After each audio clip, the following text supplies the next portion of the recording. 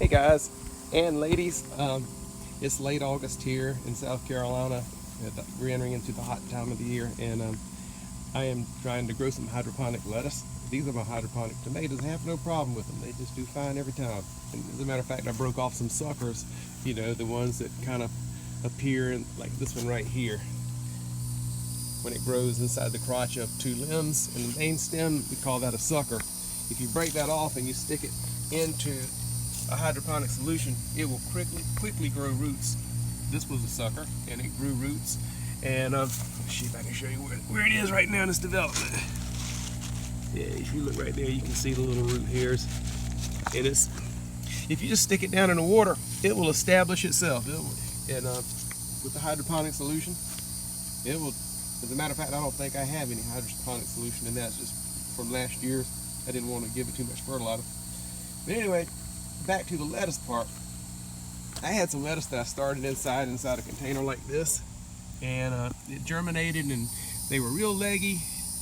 And then I transported them into like coffee-sized containers, and then we had a rain that beat them to death, and so that's what the result was. So now I'm trying something else. Rather than germinate them on the inside, I've noticed that I put in the place where one had died, I stuck a cotton ball on top of the rocks and let it get wet, and then I just laid a seed on top of it, and there it comes. But what I'm noticing about these, as opposed to these are very leggy, and these were the ones I started on the inside, and these were the ones that germinated outside in the sunlight. They didn't stretch out so far, so they look a little bit tougher. And so as you look in here, you can see a little bit of water in the bottom. All I do is I take it, actually I dip it into a little bit of my tomatoes hydroponic solution here,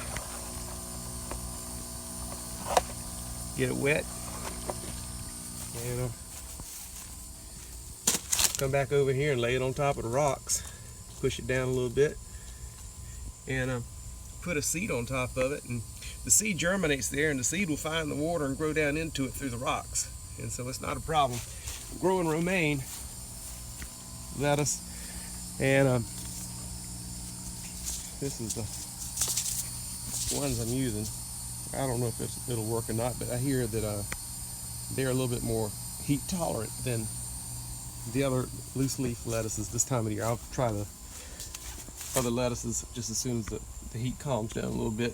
But anyhow, just letting you see what I'm doing, and I don't know how this guy's going to do. I'm going to plant several more in these containers if it works, if I see that they're doing well. I had all of these filled up with romaine lettuce, and they got beat to death by a real hard rainstorm, so when they were young shoots. But anyway, that's where we are with hydroponics this year. I noticed that